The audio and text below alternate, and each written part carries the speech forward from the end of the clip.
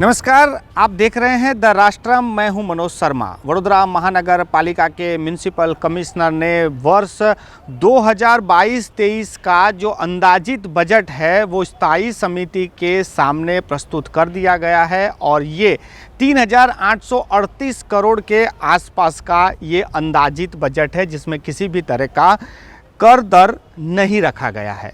हर बार जब भी बजट आता है तो यही देखा जाता है कि पैसे कहां से आएंगे और पैसे कहां जाएंगे। आवक का कोई स्रोत वडोदरा महानगर पालिका अभी भी पैदा नहीं कर सक रही है और इसी के कारण उससे पैसों की हमेशा तंगी ही रहती है और विकास के कामों पे भी असर आती है। इस बार सबसे बड़ा जो डेवलपमेंट का काम है, जो 1200 से 1300 करोड़ रुपए का है, वो रोड, रास्ते, ब्रिज वगैरह में रखे गए हैं। स्वास्थ्य और शिक्षा में कोई खास बढ़ोतरी नहीं की गई है। उसके बावजूद भी इस बजट में क्या खास है और किन बातों पर हमें और ध्यान देना चाहिए, उस पर चर्चा करने के लिए हमारे साथ वरिष्ठ पत्रकार विश्वजीत पारेख जी हैं। पारेख जी, बजट हमेशा एक आस होती है कि इस बार बजट में क्या होगा। इस बार भी बजट प्रस्तुत कर दिया गया है।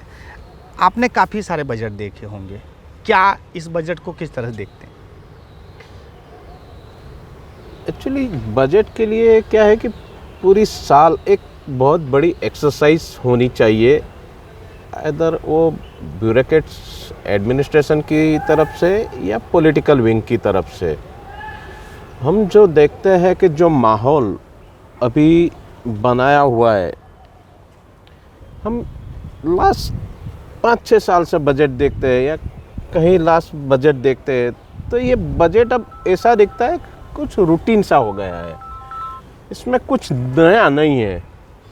इधर वो एडमिनिस्ट्रेटिव साइड अगर मैं बताऊं तो कमिश्नर को भी ऐसा लगता है कि यार मेरे टेन्यूअल में है, कैसे अच्छी तरह विदाउट एनी कंट्रोवर्सी मेरा टाइम निकल जाए, वही अंदाज लग रहा है। और वही सिचुएशन मैं इलेक्टेड विंग की तरफ से भी बोल सकता हूँ कि यार आने वाले चुनाव है तो यार चलो ये नहीं करना है, अभी मेरा टेन्यूअल ख़त्म होने जा रहा है तो नया कुछ नहीं करना है। यही दिखता है, ये एक कॉम्प्लेक्स दोनों साइड दिखता है। और इसी वजह से हम बोल सकते हैं कि ये बजट बिल्कुल क्लरिकल स्टाफ की तरफ से जो बनता है ना, वही रूटीन बजट बोल सकते हैं। इसमें कुछ नया नहीं है। बड़ौदा का डेवलपमेंट, भारतीय जनता पार्टी अभी वडोदरा महानगर पालिका के शासन में है। भारतीय जनता पार्टी का एक एजेंडा ऐसा रहा है कि विकास का मुद्दा। आज तुम देखो कि 3,800 करोड़ का ये बजट, इसमें आपका मैक्सिमम खर्च तो कहाँ गया, तो बोले महकम में गया। तो नया क्या? आपने जो 5 बड़े प्रोजेक्ट रखे, वो 5 बड़े प्रोजेक्ट में आप क्या नया बताओगे शहर को? इसमें 2-3 तो ऐसा है कि जो पूरा नहीं है उसको नया वागा सच के आपने रख दिया है दोबारा। मेरा कहना ऐसा है कि बजट में ऐसे 2 काम लो, 3 काम लो, 1 काम लो, लेकिन ऐसा काम लो कि जो वडोदरा शहर वासियों के प्राइमरी ज़रूरियात में काम लगे। बाकी तुम देखते हो कि नया करने जा रहा है, नया करने की बात क्या कहाँ आती है? या रोड कंस्ट्रक्शन या ब्रिज कंस्ट्रक्शन। और जहाँ ये कंस्ट्रक्शन की बात आती है, वहाँ हम सीधी तौर पे कह सकते हैं कि वहाँ उन पे एक अंगुली निर्देश होना जाता है। या वो एडमिनिस्ट्रेशन पॉइंट ऑफ व्यू हम देखते हैं या इलेक्टेड पॉइंट ऑफ व्यू देखते हैं। विश्वजीत जी, ये बात है कि ये जो पैसे हैं ये तो वडोदरा के ही हैं, वडोदरा की जनता के हैं, जो टैक्स के पैसे हैं।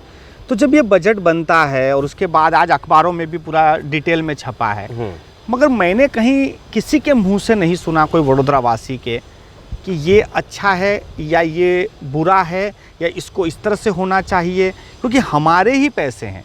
लेकिन किसी को कोई जिज्ञासा ही नहीं है कि ये हमारे पैसे कहाँ खर्च हो रहे हैं। यूजुअली क्या है कि जब अंदाज पत्र बनता है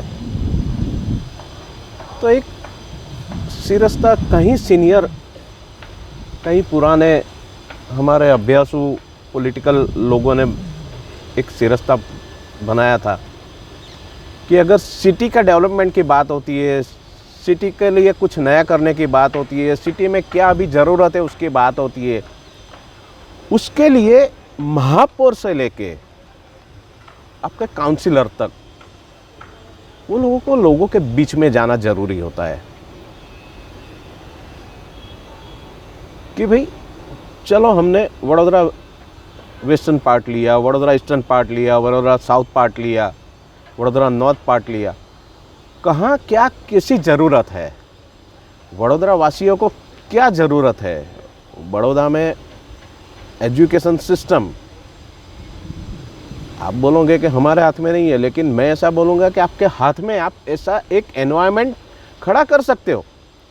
आपकी जो शिक्षण समिति, नगर निगम शिक्षण समिति की जो शाखाएँ हैं, वो शाखा में ड्रॉप आउट रेशियो कैसे कम करना है, अब तो उनके हाथ में। अब तो ऐसा है नहीं कि भाई शिक्षण समिति एक नया प्लान बनाएगी और शिक्षण समिति आप वहाँ तय करते हो कि भाई शिक्षण समिति के लिए हमने 184 करोड़ दे दिए, लेकिन आपने जो 184 करोड़ दिए हैं वो मैं दोबारा बोलता हूँ कि इसमें मैक्सिमम खर्च तो महकम में जाता है, नया क्या।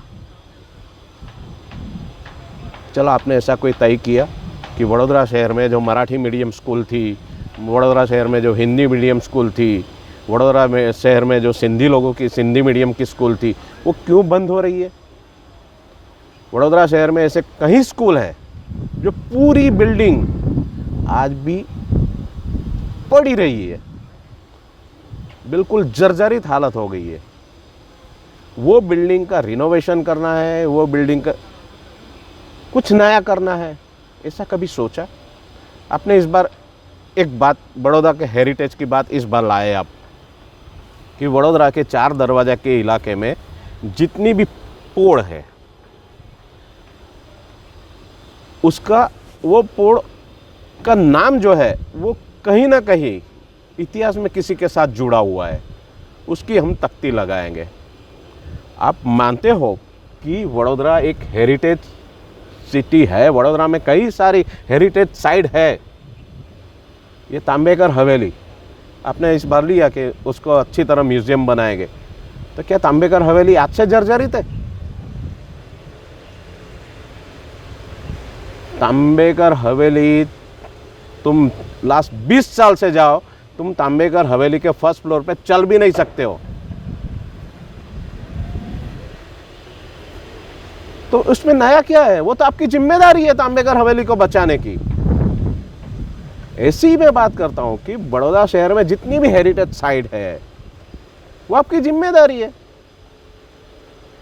बड़ौदा शहर के लिए आपने बताया कि भाई हम नई आर्ट गैलरी बनाएंगे, तो भाई आपने ही तोड़ दी थी, अच्छी आर्ट गैलरी थी, आपने ही तोड़ दी थी। आपने प्रॉमिस किया था कि भाई हमको बनानी है, इसके लिए इतने साल लग गए।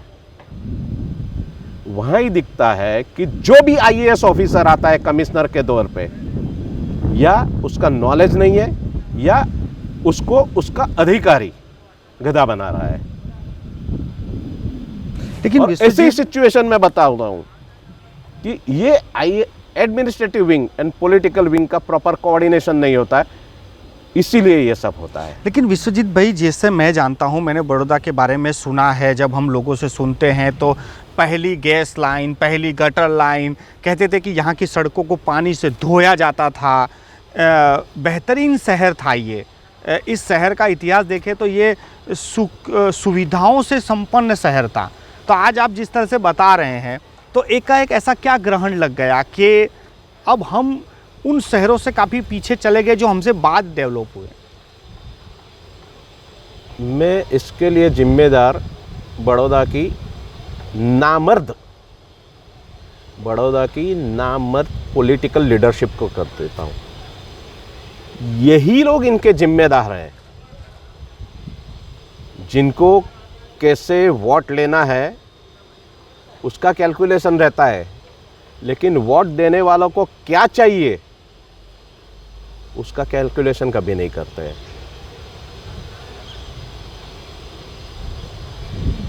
अपने प्रधानमंत्री आवास योजना, मुख्यमंत्री आवास योजना, बड़े बड़े आवास योजना बनाई। आपका जो एक पंच लाइन है, आपका टैग है, आप बोलते हो कि हमारा प्राइम मिनिस्टर का ये विज़न है स्लम फ्री करने का। आपने इतने आवास योजना में काफ़ी लोगों को शिफ्ट किए। मैं आपको पूछता हूँ, क्या बड़ौदा स्लम फ्री होगा? आज भी आप बोलो कि आप कहो वो जगह पे हम जाएंगे कि यहाँ पहले स्लम था, उन लोग को अलॉट कर दिए है, दोबारा स्लम हो गया है वहाँ। कौन है जिम्मेदार भाई?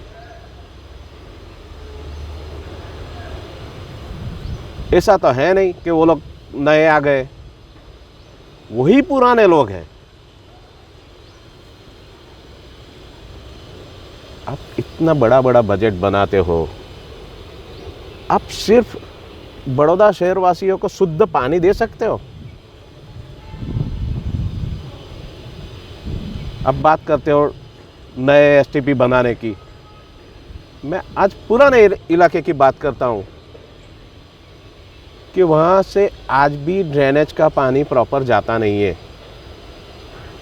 अब अभी आपने बताया कि वडोदरा शहर में ऐसा हिस्टोरिक माहौल था कि पानी से रास्ते भी धोते थे। मैं आपको ऐसा बताऊं कि सुरसागर इतना बड़ा, इतने ज़्यादा खर्च करके स्मार्ट सिटी अंतर्गत रिनोवेशन किया। सुरसागर में जो नेचुरली पानी जाता था,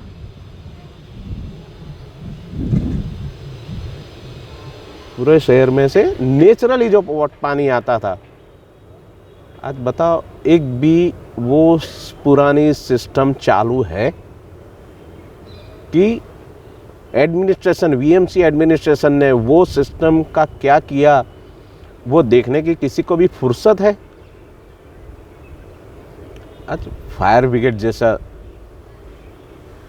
जो हम बोलते हैं कि 24/7 बिल्कुल एक्टिव रहते हैं जवानों हमारे, वो जवानों के लिए आप सोच नहीं सकते हो। मैं वही सवाल पे आ रहा था कि हमने अभी कुछ दिन पहले रिपोर्ट बनाई थी कि रात को 12 बजे ठंड में 8 डिग्री में वो खुले में बैठे हुए हैं। मैंने खुद 12 बजे जाके रिपोर्ट बनाई थी। उनके लिए शौचालय तक नहीं था। हालांकि हमारी रिपोर्ट देखकर या फिर कैसे भी शौचालय बन गया तुरंत ही, लेकिन आज भी वो इमारत नहीं बनी। दूसरा, साथ में ये भी सवाल, जब शिक्षा की बात की, कि मैंने ये भी एक खबर बनाई थी कि बहुत महत्वपूर्ण होती है शिक्षा, और शिक्षा जैसे विभाग को हम उन लोगों को लाते हैं जिनको हमने वादे किए होते हैं कि तुझे कहीं सेट कर देंगे। ये जो मानसिकता है कि जिसको हम कुछ नहीं दे पाए उसको शिक्षण समिति में सेट करेंगे, नहीं, ये तो मैं भारतीय जनता पार्टी हो या दूसरी कोई भी पार्टी हो, ये पहले से चला आ रहा है और अभी चलते जाएगा, क्योंकि अब भारतीय जनता पार्टी की सिचुएशन इतनी बड़ी हो गई है, ऐसी सिचुएशन हो गई है कि पार्टी इतनी बड़ी हो गई है कि तुम किन किन लोगों को कहाँ समाओगे।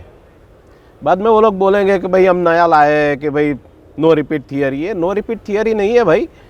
जो पुराने हैं उनको अभी बोलो कि तुम साइड पे रहो, और जो नए हम प्रॉमिस लेकर जिनको आए उनको बिठाना है, जिनसे न तो भारतीय जनता पार्टी से कोई रिश्ता नहीं है, जिनके पास न तो भारतीय जनता पार्टी या संघ परिवार का विज़न नहीं है, आज ऐसे बैठ गए।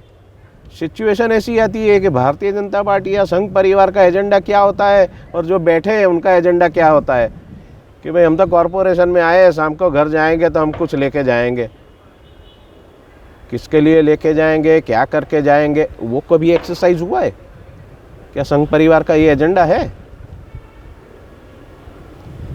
ये पॉलिटिकल बात है, ये तो होगा ही, क्योंकि विश्वजीत भाई इस बार एक नया भी देखा गया है कि प्रदूषण को नापने के लिए एक यंत्र लगाए जाएंगे। यानी इससे ये तो साबित हो गया कि बड़े बड़े शहरों के तरह, जैसे हम दिल्ली की खबर देखते हैं, तो अब वडोदरा में भी प्रदूषण बढ़ रहा है। तो हम सिर्फ यंत्र लगाएंगे या फिर प्रदूषण को रोकने के लिए भी कुछ उपाय हैं? पॉल्यूशन क्या है कि अभी एयर पॉल्यूशन हो या वाटर पॉल्यूशन हो, पॉल्यूशन की बात किया कि पॉल्यूशन का यंत्र लगाएंगे, तो अभी बड़ौदा ऐसा तो है नहीं। बड़ौदा तो क्या है कि यार दायका से इंडस्ट्रियल सिटी रहा है, और मैं तो ऐसा बोलता हूँ कि यार अभी जो भी शासक है ऐसा तो है नहीं कि आज ही आ गए, इनके पास भी ऑलमोस्ट 3 दायका से सत्ता है। तो आज उनको मालूम पड़ा कि अब बड़ौदा में एयर पॉल्यूशन यंत्र की ज़रूरत है। ये सब रूटीन प्रोसेस है, उनको तुम दिखावा मत करो, सिर्फ पॉल्यूशन कैसे कम करना है उस पर एक्सरसाइज शुरू करो। ये तो क्या होगा कि चलो हमको ये योजना करनी है तो एक कंसल्टेंट को अपॉइंट करना है, जो योजना का खर्च होगा उससे ज़्यादा कंसल्टेंट ले जाएगा, बाद में वो कंसल्टेंट कौन है उसकी हम इंक्वायरी करनी पड़ेगी। विश्वजीत भाई, आपसे मैं पूछता हूँ, आपने तो, मैं जैसे शुरुआत की थी कि आपने काफ़ी बजट देखे हैं, आपसे पूछ लिया जाए इस समय बड़ौदा का यदि बजट बने, कौन से कामों को आप प्राथमिकता देंगे? लोगों को क्या चाहिए? लोगों को प्राइमरी सुविधा चाहिए। प्राइमरी सुविधा कैसे मेंटेन करनी है, प्राइमरी सुविधा नहीं है ऐसा नहीं है, प्राइमरी सुविधा कैसे मेंटेन करनी है। वडोदरा शहर के पास अभी काफ़ी सारे एक्सपांसन हुआ, काफ़ी सारे नए नए गांव जुड़े, वो गांव को कैसे हम एक शहर की एक लहर में जोड़ना है, वो एक्सरसाइज करनी है, उस पर आप प्राधान्य दो। शहरी जनों को क्या चाहिए, नया क्या चाहिए, ऐसा नहीं है, मेंटेनेंस के साथ नया भी इतना ही ज़रूरी है। आप स्मार्ट सिटी प्रोजेक्ट लेके बैठे हो, स्मार्ट सिटी प्रोजेक्ट अंतर्गत जो काम होता है वो काम ऐसा होना चाहिए कि कुछ न कुछ स्मार्ट सिटी जैसा लगे। अभी बीच में ही मैंने कभी सुना था कि भाई वडोदरा में इतने वाईफाई टावर लगाए, कोई wifi tower, maximum wifi tower काम नहीं कर रहे, तो क्या काम का? आपने जो नया किया क्या काम का? आपने अभी कमाटी बाग जू की बात किया कि भाई कमाटी बाग जू हम बहुत बढ़िया रिनोवेशन हो रहा है। कमाटी बाग जू के साथ साथ तुम देखो आजवा में कितने सालों से जू पे एक्सरसाइज हो रही है। तुम प्रजा के पैसे वेस्ट मत करो। जो भी प्रोजेक्ट हाथ में लेते हो, जो भी काम आपने शुरू किया है, वो काम कैसे अच्छी तरह आपको पार पाड़ना है। आपको मालूम होगा कि 2-3 साल पहले एक ये मकरपुरा में एक इंसिडेंस हुआ था कि बहुत बड़ा एक ब्रिज शुरू हुआ था काम। सुशांत ब्रिज, सुशांत के पास, सुशांत 4 रास्ता के पास भारतीय जनता पार्टी के नेताओं का इंटरनल अहम टकराव की वजह से वो ब्रिज में नुकसान हुआ। किसको नुकसान हुआ?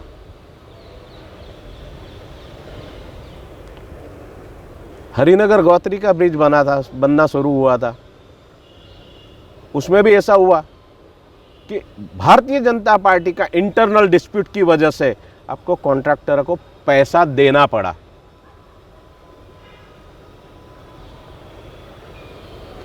अब तुम देखो वडोदरा कॉरपोरेशन के वेस्ट में बोलता हूँ, वेस्ट कभी ऑडिट हुआ है वेस्ट का?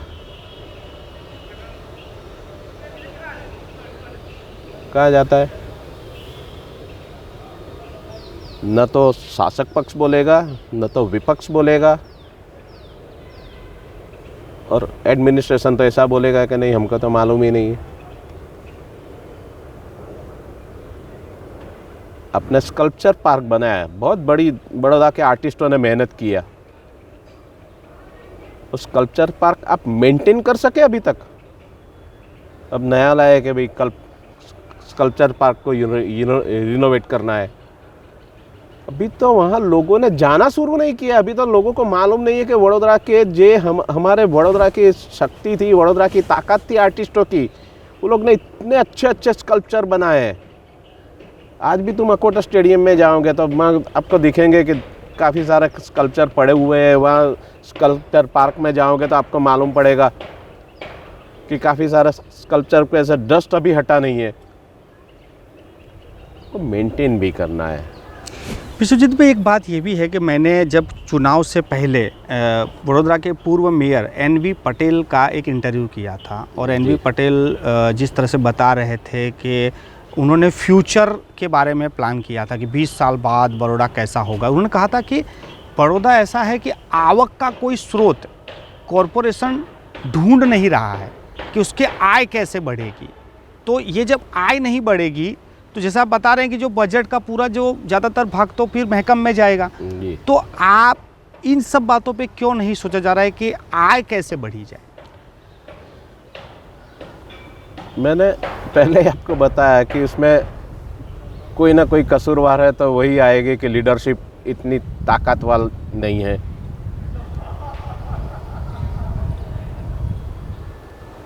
मैं आपको बताऊं कि जब वडोदरा शहर में गैस लाइन की बात आई, आपने अभी जो बोला कि वडोदरा शहर में सबसे पहली गैस लाइन आई थी, वो गैस लाइन जब सेंट्रल गवर्नमेंट ने मंजूर किया था, बाद में कांग्रेस के भी कई पॉलिटिकल लीडर्स ऐसे स्ट्रांग थे कि बड़ौदा का डिसीजन ले लिया। बाद में कहीं ने सेंट्रल में से किसी ने बोल दिया कि भाई नहीं, हमको बड़ौदा को नहीं देनी है, दूसरे कोई सिटी को देनी है। आज भी वडोदरा के वो महापौर का नाम लेने का आज गर्व होता है कि डॉक्टर ठाकुर भाई पटेल, उन्होंने सेंट्रल गवर्नमेंट के खिलाफ ऐसा प्रेशर लाए, ऐसे दबाव लाए कि सेंट्रल गवर्नमेंट को ये डिसीजन में वो रीथिंकिंग करने दे, उसमें झुकना पड़ा था। मुझे याद है प्रधानमंत्री खुद आए थे। प्रधानमंत्री खुद आए। प्रधानमंत्री पहले जयपुर गए। जयपुर में प्रधानमंत्री ने उनकी एक रैली में, बहुत बड़ी रैली में, डॉक्टर ठाकुर भाई पटेल का नाम दे के एप्रिसिएशन किया। एंड देन दे डिक्लेयर वहीं कि हम लोग बड़ौदा में ये करने जा रहे हैं और इसके लिए मैं खुद बड़ौदा जाऊंगी। कांग्रेस के कई सारे सेंट्रल के लीडर्स वो लॉन्च करने के लिए बड़ौदा आए थे। ये बड़ौदा की लीडरशिप की ताकत थी। आज ऐसा तो नहीं है कि आज तो जो भी शासक है उनका तो बहुत बड़ा मजूरबा है, राज्य सरकार उनकी है, केंद्र सरकार उनकी है। कि सपोज आज बड़ौदा की ये विश्वामित्री नदी, आप जर्नलिज्म में कितने टाइम से हो? 20 साल हो गए। आप बड़ौदा में आए तब से आपने विश्वामित्री रिवर फ्रंट का सुना होगा। अभी क्या है सिचुएशन? वही कि इतनी बड़ी कोई शहर ऐसा नहीं होगा कि जिसके पास शहर के सेंटर में से कोई नदी पास होती हो और तुम गटर गंगा की तरह उसका दर्शन करते हो सुबह में। अब वो तो है नहीं कि कोई वहाँ ना बोलेगा कि भाई ये नहीं करना है, ये नहीं करना है। चलो एनवायरनमेंट का कोई आपके पास प्रॉब्लम होता है, चलो वहाँ हमारे जो मगर है या अन्य जीव है उनका कोई दिक्कत आती है, भाई उनको बचा के भी आप विश्वामित्री का कुछ ना कुछ तो कर सकते हो।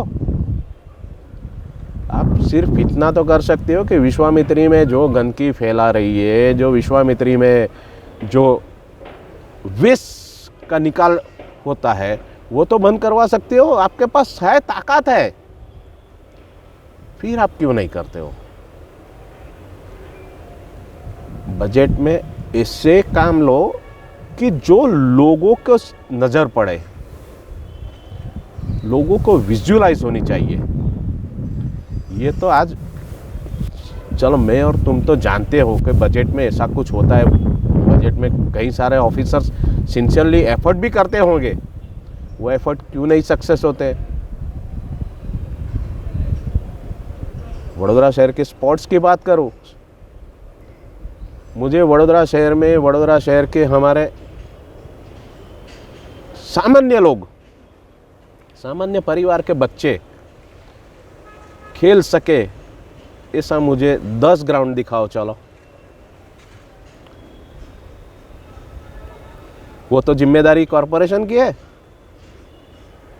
अरे जो ग्राउंड थे वडोदरा शहर के पास, अच्छे अच्छे ग्राउंड थे, वो ग्राउंड भी अभी खलास हो गए, वो भी बचा नहीं सकता है कोई।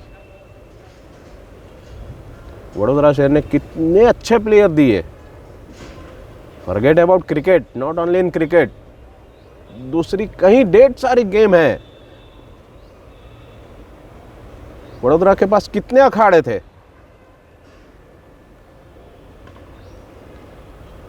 आपने 2-3 बार ऐसा प्रोग्राम किया कि भाई हम वार्ड वाइज वो सब इंस्ट्रूमेंट रखेंगे जिससे लोगों, आप उसका मेंटेन कर सकते हो। आप गार्डन बना देते हो, वडोदरा शहर गार्डन नगरी बनानी है, गार्डन नगरी बनानी है। आज गार्डनों की सिचुएशन क्या है? मेरा ये आखिरी सवाल भी रहेगा। मैं इस बजट से लोगों को ये भी लग रहा था कि वैसे तो हर चुनाव, हर बजट कुछ ना कुछ चुनाव आ जाता है, लेकिन इस बार जो चुनाव आ रहे हैं 2022 के चुनाव हैं, इस बजट को इस तरह से भी देखा जा रहा था कि ये चुनावी बजट हो सकता है। क्या लगता है कि फिर तो वही बात हो गई कि आप कुछ भी बनाओ, प्रजा आपके साथ है। इसमें क्या है कि ये कर दर विनानु बजट एक लोगों के दिमाग में कैसे घुसना है, वही एक्सरसाइज है कि बोले यार चलो हमने टैक्स फ्री बजट बना दिया है तो लोग हमको वोट देंगे। ये बिल्कुल, मैं तो ऐसा पर्सनली मैं ऐसा मानता हूँ कि ये जो भी पॉलिटिकल लीडर ये सोचता है कि टैक्स फ्री बजट बनाने से लोग हमको वोट देगा, वो गधा है। कि भाई आप टैक्स डालो, कोई दिक्कत नहीं है, लेकिन काम करो। आप काम करो, काम जरूरी है। टैक्स तो वैसे भी हम देते हैं, टैक्स डाल के क्या डालोगे आप? 2 पैसा, 3 पैसा, 4 पैसा, 5 पैसा? क्योंकि आप तो बाद में आपको तो फिगर देखनी है कि इनकम कितनी जनरेट हुई है। टैक्स से इनकम भी नहीं आपको जनरेट होगी। वैसे आप टैक्स नहीं डालोगे, फिर भी अभी जो दरखास्त आएगी इसमें हम देखते हैं कि कई साल ऐसे अंडरग्राउंड, अंडर टेबल तो ऐसी आइटम आएगी कि वहाँ प्राइस तो बढ़ेंगे ही सबके। लेकिन क्या है कि मीडिया में दिखना चाहिए कि हमने तो टैक्स फ्री दिया ना, लेकिन वोटर्स इतने गधे नहीं है। वोटर्स एनालिसिस करते हैं कि यार ये पार्टी वडोदरा कॉरपोरेशन में इतने साल शासन किया है तो उन्होंने नया क्या दिया, वो नया दिया है, वो उसका प्रॉपर मेंटेनेंस होता है कि नहीं, ये सब बहुत ज़रूरी है। बहुत बहुत धन्यवाद आपका। इस बजट 2022-23 पर क्या होना चाहिए और क्या हो रहा है, जिस तरह से बजट आया है उस पर हमारे साथ चर्चा की। विश्वजीत पारेख हैं, वडोदरा के वरिष्ठ पत्रकार हैं, और हम आपको बताएं कि अब जो ये बजट है, जो म्यूनसिपल कमिश्नर ने स्थाई को भेजा है, स्थाई अब इस पर चर्चा करेगा, फिर इस बजट ये सभा में जाएगा, सभा में इस पर चर्चा होगी और इसमें क्या कुछ इनपुट आ सकते हैं वो सभा इस बजट को मंजूर करेगा। जिस तरह से अभी तक ये चर्चा हुई है कि आम बजट की तरह ही इस बजट को सिर्फ खाना पूर्ति के लिए ही ला दिया गया है, और हम पिछले कितने सालों से देखे जा रहे हैं कि वडोदरा उस श्रेणी में नहीं आ पा रहा है जिस श्रेणी में अब देश और गुजरात के भी काफ़ी शहर हमसे आगे निकल गए हैं। बहुत ही बेहतरीन ये शहर था, मगर आज इसकी हालत ऐसी है कि हम जब गुजरात के ही शहरों को गिनते हैं तो हमारी गिनती 1-2 में भी नहीं आ रही है। आशा करते हैं कि आने वाला समय अच्छे लीडर, अच्छे अधिकारी, और मैं खास वो कहता हूँ कि अच्छे नागरिक जब आएंगे तब जाकर वडोदरा वैसा ही वडोदरा बनेगा जिसका हिंदुस्तान में डंका बजता था।